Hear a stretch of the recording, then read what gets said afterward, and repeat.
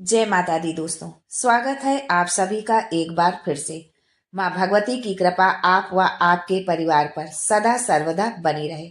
दोस्तों, यदि आप अपनी सभ्यता, संस्कृति, तीज त्योहार, धार्मिक जानकारी, वास्तु एवं ज्योतिष संबंधित उपायों के बारे में जानना चाहते हैं तो चैनल को सब्सक्राइब जरूर करिएगा। दोस्तों, हिंदू धर्म में 33 करोड़ देवी देवता हैं और सभी देवी देवताओं की पूजा करने का नियम भी अलग होता है। ऐसा ही एक नियम है भोले बाबा की पूजा में।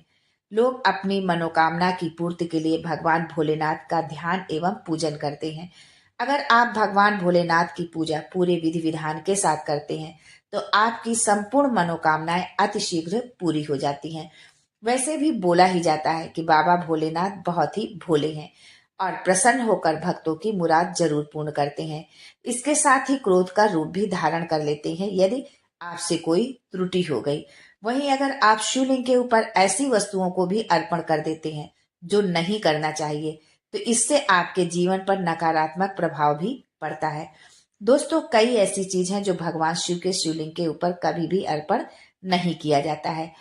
उन्हीं चीजों में से कुछ चीजों के बारे में आज के वीडियो में हम आपको बताएंगे। साथ ही हम ये भी बताएंगे कि कौन से कार्य हमें भूल कर भी नहीं करने चाहिए भगवान भोलेनाथ की पूजा में। लेकिन ये सब जानने से पहले आपसे रिक्वेस्ट करती हूँ कि वीडियो को लाइक करिएगा, दोस्तों को शेयर कर दीजिएगा और अगर आपने अभी तक चैनल को सब्सक्राइब नहीं किया है तो चैनल को सब्सक्राइब करके बेल आइकन जरूर दबाइएगा।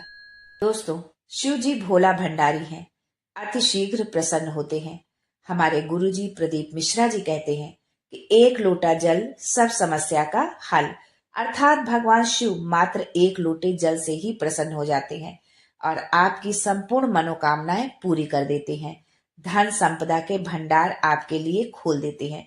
लेकिन भगवान शिव की पूजा करते समय कुछ विशेष बातों का ध्यान रखना भी जरूरी हो जाता है। भगवान शिव को प्रसन्न करने के लिए लोग पूजा करते वक्त कुछ भी शिवलिंग के ऊपर अर्पण कर देते हैं। भगवान भोलेनाथ जितने दयालु हैं उतना ही उनका क्रोध भी भयंकर है। यदि वो क्रोधित हो गए तो इससे आपके जीवन पर अशुभ प्रभाव भी पड़ सकता है। नंबर 1, केतकी का फूल। दोस्तों, भगवान शिव को सबसे ज्यादा कनेर का फूल प्रिय है, लेकिन केतकी का फूल ऐसा फूल है जो भगवान शिव के ऊपर कभी भी अर्पण नहीं करना चाहिए। वैसे तो भगवान शिव जी के ऊपर सफेद पुष्प अर्पण किया जाता है, लेकिन केतकी का फूल पूर्णतः वर्जित है। केतकी का फूल भूल कर भी भगवान शिव पर अर्पण नहीं करना चाहिए। ऐसा करने से भगवान शिव नाराज हो जाते हैं। इसलिए पूजा करते वक्त ध्यान रखें कि केतकी का फूल कभी भी ना अर्पण करें। दूसरी चीज है तुलसी का पत्ता। हिंदू धर्म में कोई भी पूजा तुलसी के बिना अधूरी मानी जाती है, लेकिन भगवान शिव के ऊपर भूल कर भी तुलसी का पत्ता अर्पण नहीं करना चाहिए। एक कथा के अनुसार तुलसी के पति का भगवान शिव ने वध कर दिया था, जिस कारण भगवान शिव की पूजा में खुद को तुलसी ने अलग कर दिया। तुलसी को भगवान विष्णु ने पत्नी के रूप में स्वीकार किया है, इसलिए तुलसी शिव जी की पूजा में नहीं अर्पित की जाती है। इसलिए यदि आप भूल से भी तुलसी दल शिवलिंग पर अर्पित करते हैं तो आपको उनके क्रोध का सामना भी करना पड़ सकता है। तीसरी चीज है शंख या शंख का पानी। भगवान शिव की पूजा में शंख का प्रयोग नहीं किया जाता है, क्योंकि शंख चूड़ नामक राक्षस का वध भगवान शिव ने ही किया था। इसलिए भगवान शिव के शिवलिंग के ऊपर शंख या शंख का पानी अर्पण नहीं करना चाहिए। इसके पीछे एक पौराणिक कथा मिलती है।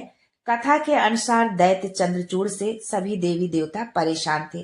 तब भगवान शिव ने त्रिशूल से उसका वध कर दिया और उसके शरीर जो है भस्म हो गया और उसी भस्म से शंख की उत्पत्ति हुई। इसलिए शंख या शंख का पानी भगवान शिव पर अर्पित नहीं करना चाहिए। चौथी चीज है टूटा हुआ चावल। शिवलिंग के ऊपर चावल अर्पण करते वक्त ये ध्यान रखना चाहिए कि कोई भी टूटा हुआ चावल अर्पण ना करे। इससे भक्त पर अशुभ प्रभाव पड़ता है। टूटा हुआ चावल अपूर्ण और अशुद्ध माना जाता है। पांचवी चीज है हल्दी। हल्दी का संबंध भगवान विष्णु और सौभाग्य से है, इसलिए ये भगवान शिव को नहीं चढ़ता। यदि आप ऐसा करते हैं तो आपका चंद्रमा कमजोर होने लगता है। दोस्तों, मोस्टली धार्मिक कार्य में हल्दी का प्रयोग किया जाता है। या हम ये भी कह सकते हैं कि बिना हल्दी के धार्मिक कार्य पूरे ही नहीं होते। लेकिन भगवान शिव की पूजा में हल्दी का प्रयोग नहीं किया जाता। हल्दी का इस्तेमाल सौंदर्य प्रसाधन में भी किया जाता है। शास्त्रों में बताया गया है कि हल्दी स्त्रियों से संबंधित वस्तु है और शिवलिंग को पुरुष तत्व माना गया है। इस वजह से भी भगवान शिव की पूजा में हल्दी का प्रयोग नहीं करना चाहिए। ये भी माना जाता है कि हल्दी की तासीर गर्म होती है, जिसके कारण इसे शिवलिंग पर चढ़ाना वर्जित माना जाता है। इसलिए शिवलिंग पर बेलपत्र, भांग, गंगा जल जैसी ठंडी चीजें अर्पित की जाती हैं, गर्म चीज नहीं अर्पित की जाती हैं। छठवीं चीज है तिल। शिवलिंग पर जल चढ़ाते समय दूध व जल में काले तिल डालकर कभी नहीं चढ़ाना चाहिए। ये भगवान विष्णु के मैल से उत्पन्न हुआ माना जाता है। यानी कि काले तिल की उत्पत्ति भगवान विष्णु के मैल से हुई है, इसलिए इसे भगवान शिव की पूजा में नहीं अर्पित करना चाहिए। आप गुड़ और तिल मिलाकर भगवान शिव को अर्पित कर सकती हैं, लेकिन जल में या दूध में तिल मिलाकर भगवान शिव को अर्पित नहीं करना है। सातवीं चीज है सिंदूर, कुमकुम व रोली। कुमकुम, सिंदूर व रोली से अन्य देवी देवताओं की पूजा तो आप कर सकते हैं, लेकिन महादेव की पूजा में इनका प्रयोग वर्जित बताया गया है। हल्दी की तरह इनमें भी स्त्री तत्व होता है। ये सब स्त्रियों के सौभाग्य का प्रतीक है। महिलाएं अपने पति की लंबी आयु और स्वस्थ जीवन के लिए व पति का प्यार पाने के लिए अपने मांग में सिंदूर लगाती हैं। लेकिन शिवलिंग की इन चीजों से पूजा अर्चना नहीं करना चाहिए। आप शिवलिंग की पूजा में चंदन या भस्म का प्रयोग कर सकते हैं। वहीं ये भी ध्यान रखें कि शिवलिंग पर हमेशा कांसे, अष्टधातु या पीतल के बर्तन या लोटे से ही जल चढ़ाएं, लोहे या स्टील के बर्तन से नहीं। आठवीं चीज है भगवान शिव की पूजा में गन्ने का रस, दूध, शहद, दही आदि चीजें अर्पित की जाती हैं, लेकिन नारियल का पानी अर्पित नहीं किया जाता है। इससे धन की हानि होती है। अब आगे हम ये जान लेते हैं कि हम क्या कार्य ना करें। कभी कभी हम पूजा में या अपने भक्ति भाव में इतने ओत प्रोत हो जाते हैं कि हमको ध्यान ही नहीं रहता कि हमने कौन सी गलती कर दी है, और उस गलती के कारण जो है हमको कुछ न कुछ हमें उसका खामियाजा भुगतना पड़ता है। तो आप अपनी पूजा में इस बात का भी ध्यान रखें कि भगवान शिव की यदि आप पूजा कर रहे हैं तो इन कार्यों को आप गलती से भी ना करें। शिव जी की पूजा के दौरान शंख नहीं बजाया जाता है। शिवलिंग की जलाधारी को लाघा नहीं जाता है। जहां से जल निकलता है, शिवलिंग पर जब हम जल चढ़ाते हैं और जल जहां से निकलता है वहां पर एक हल्की सी नाली जैसी बनी होती है, तो उस जलाधारी को लाघा नहीं जाता। उसकी आधी परिक्रमा ही शिवलिंग की जाती है। शिवलिंग की पूरी परिक्रमा नहीं की जाती है, इस बात का आपको ध्यान रखना है। काले रंग के कपड़े पहनकर पूजा नहीं करनी चाहिए। किसी भी पूजा पाठ में, किसी भी देवी देवता के या किसी भी शुभ कार्य में काले वस्त्र धारण नहीं किए जाते हैं। इसलिए यदि आप भगवान शिव की पूजा कर रही हैं तो उसमें भी काले रंग के वस्त्र ना पहने। किसी प्रकार का नशा करके पूजा ना करें, क्योंकि जब हम पूजा करते हैं तो हमारा मन जो है पूर्ण रूपेण जो है सात्विक होना चाहिए, हमारे अंदर सात्विक विचारधारा होनी चाहिए। तो इसलिए हम किसी प्रकार का यदि हमने नशा कर लिया तो हमारे विचार जो है गलत हो जाएंगे और हमें ऐसी स्थिति में पूजा अर्चना नहीं करनी चाहिए।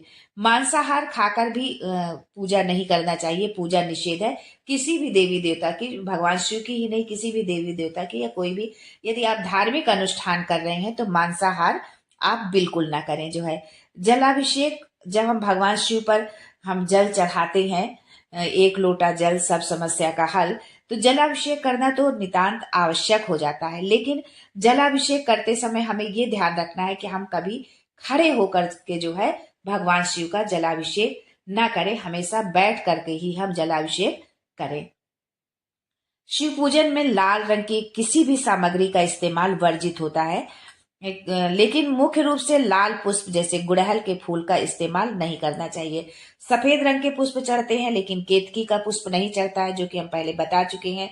और लाल रंग में का पुष्प भी नहीं चढ़ता, चाहे गुलाब हो, गुड़हल हो, इस तरह का पुष्प भी नहीं भगवान शिव को अर्पित किया जाता है। कटे फटे बेलपत्र, बेलपत्र तो शिव जी को बहुत ही प्रिय है, अति प्रिय है, और इसे पूजा में चढ़ाने से शिव जी की भक्ति का फल भी हमें प्राप्त होता है। लेकिन कभी भी शिव जी को कटे फटे बेलपत्र नहीं चढ़ाना चाहिए। इसके अलावा बेलपत्र हमेशा 3 पत्तियों वाले ही चढ़ाने चाहिए। ये नहीं कि 1 पत्ती या 2 पत्ती है, कटा फटा नहीं है, 1-2 पत्ती है तो हमने चढ़ा दिए, ऐसा भी हमको नहीं करना है। कटा फटा भी ना हो और 3 पत्तों वाली बेलपत्री हो, ऐसी बेलपत्री को हमें शिवलिंग पर चढ़ाना चाहिए। दोस्तों, वीडियो अच्छा लगा हो तो कमेंट में जय भोलेनाथ जरूर लिखें। भोलेनाथ आपकी संपूर्ण मनोकामना पूरी करें। आज के लिए बस इतना ही। दोस्तों, मिलते हैं अगले वीडियो में एक नई जानकारी के साथ। तब तक के लिए हर हर महादेव।